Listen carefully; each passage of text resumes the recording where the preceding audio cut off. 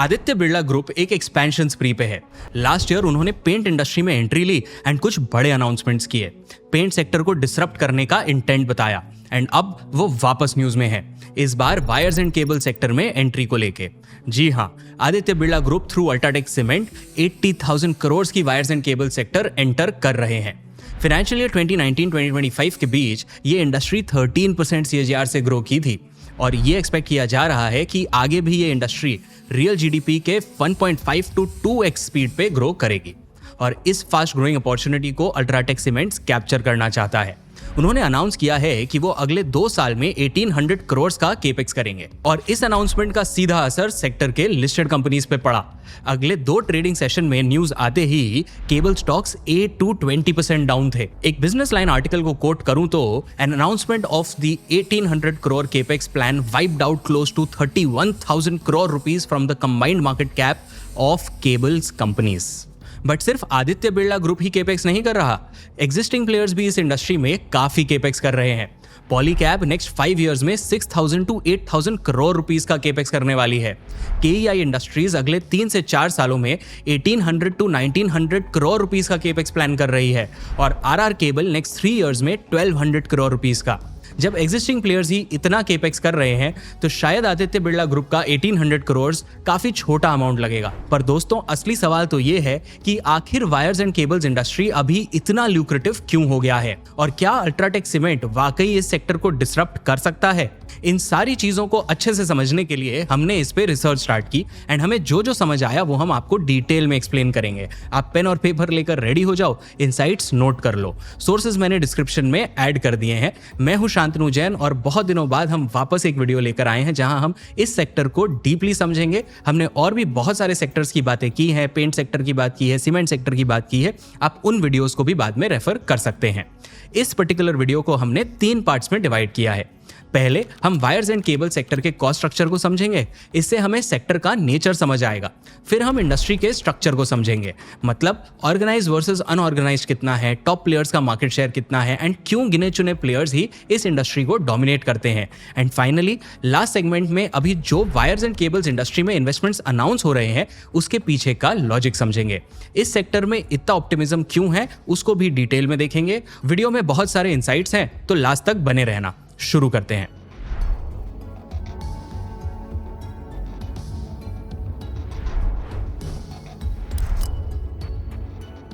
Wires and cables के products को हम ब्रॉडली 5 कैटेगरीज में क्लासिफाई कर सकते हैं। Housing wires, power cables, control and instrumentation cable जो फैक्ट्री इक्विपमेंट्स में यूज होते हैं, communication cable and flexible and speciality cables. इनमें से हाउसिंग वायर का सबसे बड़ा मार्केट है, 33% यही कंट्रीब्यूट करता है ओवरऑल मार्केट को। दूसरा सबसेक्टर जिसमें अभी काफी ग्रोथ देखने मिला है वो है पावर केबल्स। इसका ओवरऑल 25% मार्केट है। जैसे जैसे रिन्यूएबल एनर्जी की कैपेसिटी ऐड हो रही है एंड अर्बनाइजेशन बढ़ रहा है, पावर केबल्स का डिमांड भी बढ़ रहा है।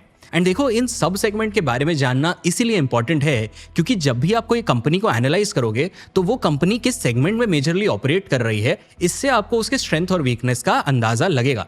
इसके 2 एग्जांपल्स देखते हैं। RR केबल्स का जो 70% रेवेन्यू है वो सिर्फ वायर सेगमेंट से आता है और वायर्स का प्रॉफिट मार्जिन केबल से यूजुअली लोअर होता है। केबल्स बेसिकली ज्यादा कॉम्प्लेक्स होते हैं और उसमें कस्टमाइजेशन भी ज्यादा होता है, इसीलिए उसमें हायर मार्जिन्स कमांड किया जा सकता है। दूसरा एग्जांपल है 400 kV के पावर केबल्स। इंडिया में सिर्फ 3 कंपनीज 400 kV के पावर केबल्स बनाती है, Finolex cables, KEI industries and universal cables. ये cables long distance underground power transmission में हेल्प करते हैं। गवर्नमेंट पावर नेटवर्क को ओवरहेड से अंडरग्राउंड में कन्वर्ट करना चाह रही है। यस, इतने सारे जो वायर्स हमारे सिर के ऊपर लटकते रहते हैं वो सब जल्द ही अंडरग्राउंड कर दिए जाएंगे और इसका फायदा फिनोलेक्स, KEI और यूनिवर्सल केबल्स को मिल सकता है। कुछ स्पेशलाइज्ड केबल्स को अगर छोड़ दिया जाए तो केबल की फैक्ट्री मोस्टली फंजिबल होती है। इसका मतलब क्या?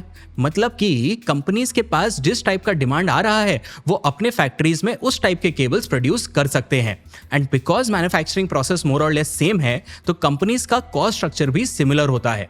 कंपनीज के ओवरऑल कॉस्ट का लगभग 75 to 80% cost raw material cost है और उसमें भी कॉपर एंड एल्यूमिनियम 2 सबसे बड़े मेजर कॉस्ट्स हैं। दोनों कॉस्ट को एक एक करके समझते हैं। ध्यान देना कि मैंने रेवेन्यू का नहीं, मैंने कॉस्ट का बताया है। 75 to 80% of the overall cost is the raw material cost. Wires and cables का 55 to 60% raw material cost copper का होता है। Copper is an excellent conductor of electricity, इसीलिए इसे वायर्स बनाने में यूज किया जाता है। बट प्रॉब्लम यह है कि कॉपर प्राइसेस बहुत वॉलेटाइल होते हैं और इसका impact wire and cable companies के शेयर प्राइस पे भी पड़ता है।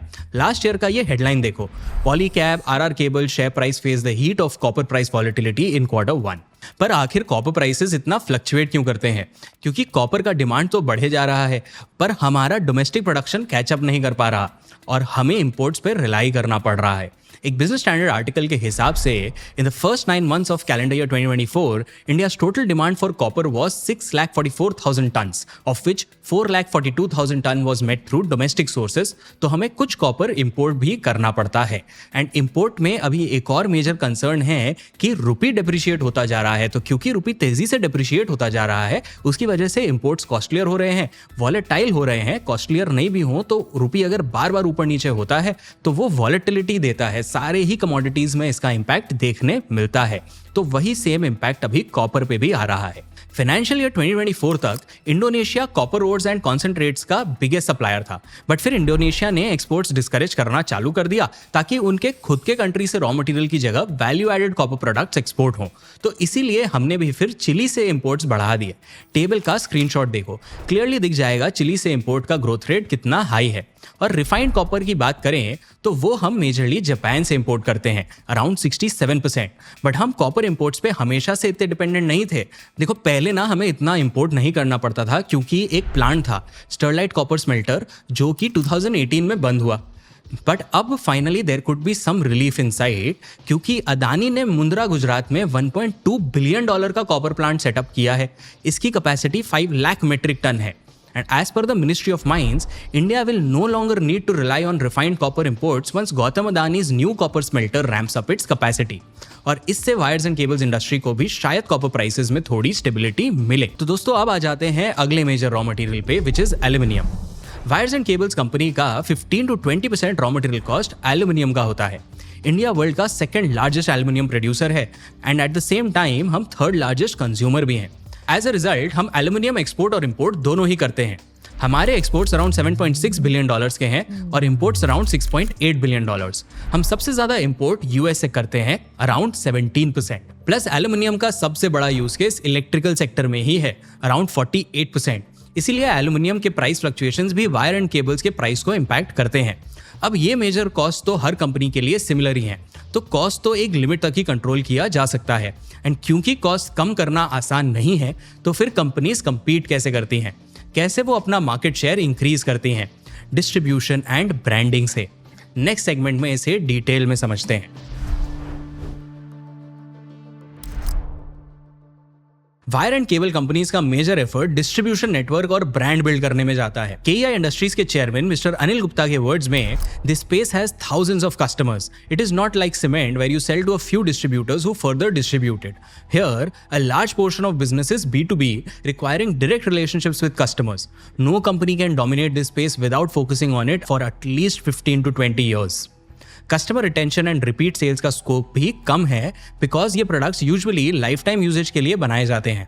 तो B2C मार्केटिंग से भी कंपनी ज्यादा फायदा नहीं उठा पाती। लॉन्ग टर्म रिलेशनशिप बिल्डिंग से ही इस स्पेस को क्रैक किया जा सकता है। लीडिंग ब्रांड्स का इस स्पेस में बहुत बड़ा इलेक्ट्रिशियंस, रिटेल आउटलेट्स और डीलर्स का नेटवर्क है। जैसे कि पॉलीकैब्स केईआई इंडस्ट्रीज के इस स्पेस में 2 लाख प्लस इलेक्ट्रिशियंस हैं, 2.2 लाख प्लस रिटेल आउटलेट्स हैं और 6,000 प्लस डीलर्स हैं। इलेक्ट्रिशियंस इस स्पेस में बहुत ही इंपॉर्टेंट लिंक है। Electricians he at the end of the day purchase decisions influence करते हैं। इसीलिए कंपनीज इलेक्ट्रिशियंस को इंसेंटिवाइज करने के लिए लॉयल्टी पॉइंट्स देती हैं। यूजुअली उनको डायरेक्ट बैंक ट्रांसफर कर दिया जाता है। ये देखो, पॉलीकैब के पास तो एक डेडिकेटेड एक्सपर्ट्स ऐप है जिससे इलेक्ट्रिशियंस अपने लॉयल्टी पॉइंट्स रिडीम कर सकते हैं। कॉम्प्लेक्सिटीज यहाँ खत्म नहीं होती। वायर्स एंड केबल सेक्टर में सर्टिफिकेशंस और लाइसेंसिंग रिक्वायरमेंट्स बहुत हाई हैं। इसीलिए शायद ये इंडस्ट्री काफी फ्रेगमेंटेड है। किसी भी सिंगल प्लेयर के पास 20% से ज्यादा मार्केट शेयर नहीं है। अनऑर्गेनाइज्ड प्लेयर्स के पास 30% मार्केट शेयर है और ऑर्गेनाइज्ड में भी 43% मार्केट शेयर 400 छोटे छोटे कंपनीज में डिस्ट्रीब्यूटेड है। तो फिर ऐसे मार्केट में एंट्री लेके अल्ट्राटेक सीमेंट्स को क्या फायदा होगा? आदित्य बिरला को इस मार्केट में क्या दिख रहा है? हमें ना आदित्य बिरला ग्रुप के इस मार्केट में एंटर करने के 3 बड़े रीजन समझ में आए। एक, सेक्टर बहुत तेजी से ग्रो कर रहा है। दूसरा, सेक्टर अनऑर्गेनाइज से ऑर्गेनाइज की तरफ शिफ्ट हो रहा है, प्लस स्पेस में बहुत सारे फ्रेगमेंटेड प्लेयर्स हैं। एंड तीसरा, वायर्स एंड केबल्स में आरओसी ही बहुत अच्छा है। सारे रीजंस को एक एक करके समझते हैं, डीप डाइव करते हैं।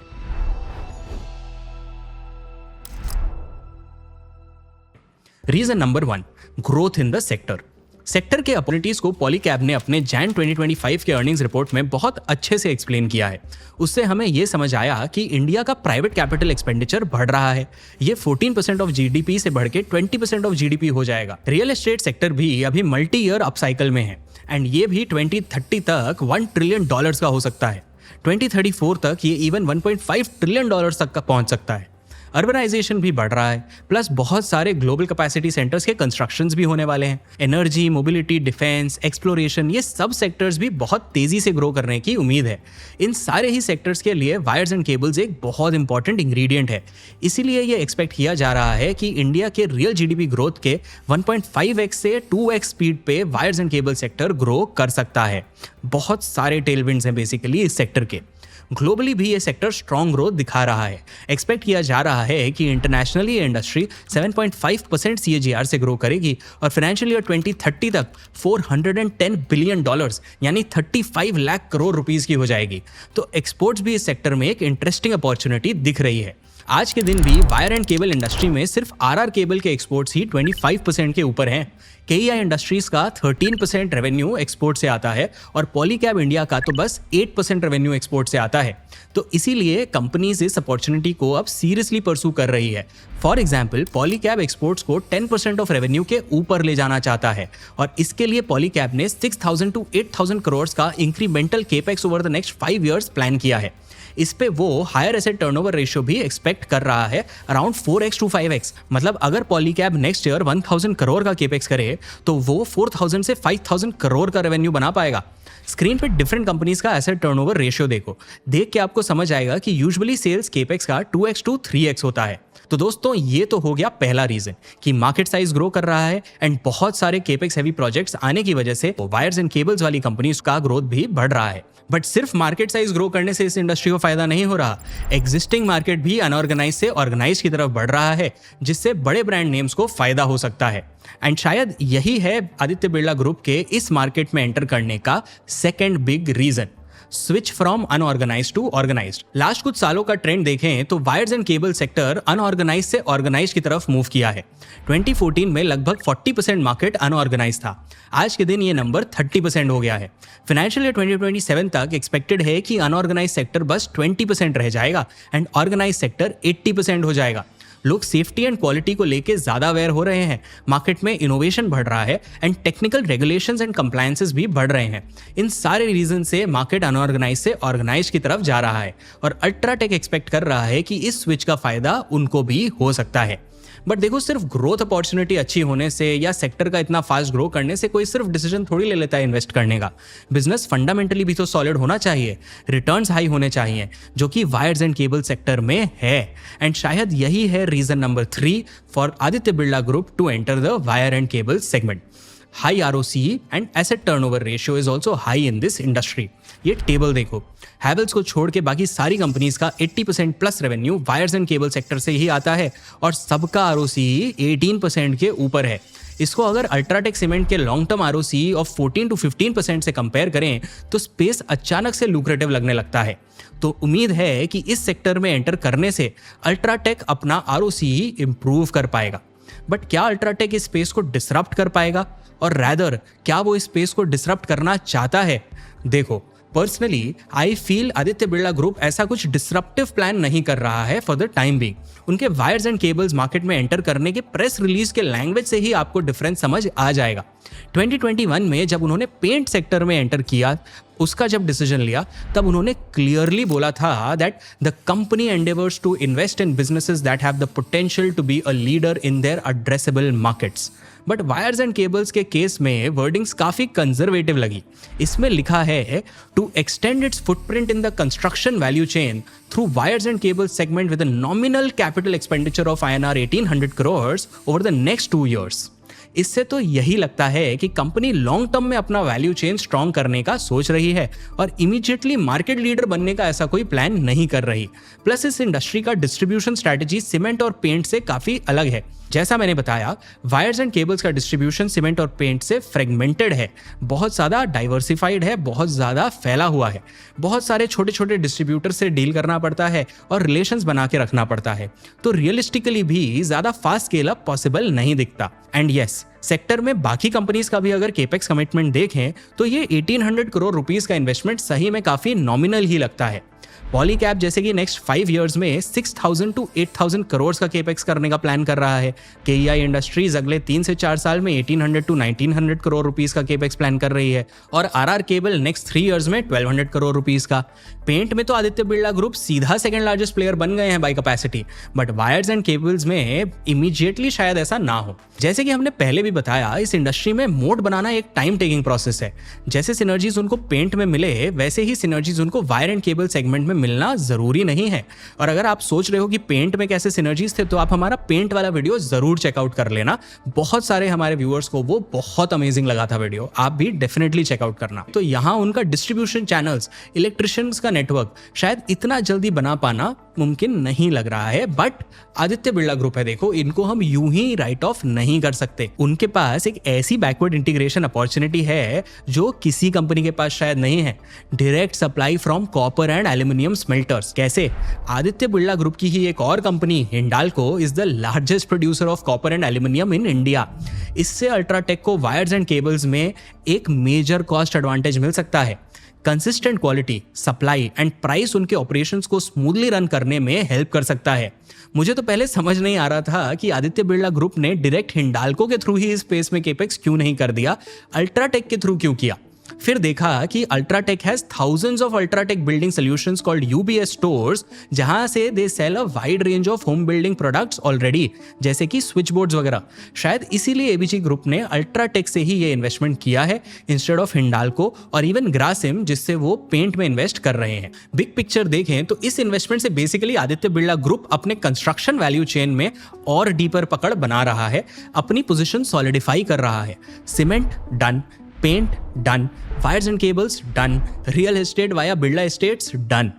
पर ये वायर्स एंड केबल्स में कितना रेवेन्यू कर लेंगे, ये आपने सोचा है, दिमाग लगाया इस पे? लॉन्ग टर्म में ये कितना पैसा बना लेंगे? कुछ ब्रोकरेज फर्म्स ने इस पे कुछ टिप्पणी की है। नोमुरा HSBC का मानना है कि UltraTech wires and cable segment में फाइनेंशियल ईयर 2031-32 तक 10,000 करोड़ रुपीस का रेवेन्यू बनाने लगेगा। हम अगर एग्जिस्टिंग प्लेयर्स का रेवेन्यू देखें तो पॉलीकैब छोड़ के सब 10,000 करोड़ से कम रेवेन्यू कमा रहे हैं। कॉम्पिटिटर्स का भी रिएक्शन अभी कुछ बहुत ज्यादा पैनिक वाला नहीं है। जनवरी में ही पॉलीकैब ने बोला था कि we are not thinking that we are in a position where there is over capacity और even capacity matching the demand. As of now the thought process is that the demand will exceed the capacity. But then UltraTech की entry का announcement has probably come out of syllabus for wires and cables companies. Existing companies को अपनी growth momentum बनाए रखने के लिए इस market को एक्सपेक्टेड रेट ऑफ ग्रोथ से ज्यादा ग्रो करना पड़ेगा, तभी ये सारी कंपनीज ठीक से परफॉर्म कर पाएंगी, वरना शायद पूरे इंडस्ट्री में प्राइस वॉर्स चालू हो जाए और किसी भी प्लेयर को वॉल्यूम ग्रोथ के बियॉन्ड एक्स्ट्रा रेवेन्यू ग्रोथ ना मिले। इस पूरे एनालिसिस को समझ के आपको क्या लगता है? क्या Aditya Birla group wires and cable sector को भी पेंट सेक्टर की तरह डिसरप्ट कर पाएंगे, या प्राइस वॉर्स होने की वजह से मार्जिन श्रिंक हो जाएंगे एंड ROCE भी श्रिंक होकर 15-16% पे ही गिर जाएगा? कमेंट्स में जरूर बताना। हमें ना बहुत सारे व्यूअर्स ने कमेंट्स में इस टॉपिक को कवर करने का रिक्वेस्ट किया था, तो टीम ने दिन रात एक करके ये एनालिसिस रेडी की है। आपको पसंद आई तो लाइक एंड शेयर जरूर कर देना, एंड और कौन से टॉपिक्स हम कवर करें ये भी जरूर बता देना। मैं हूं आपका एनालिस्ट शांतनु जैन, मिलता हूं आपसे नेक्स्ट वीडियो में।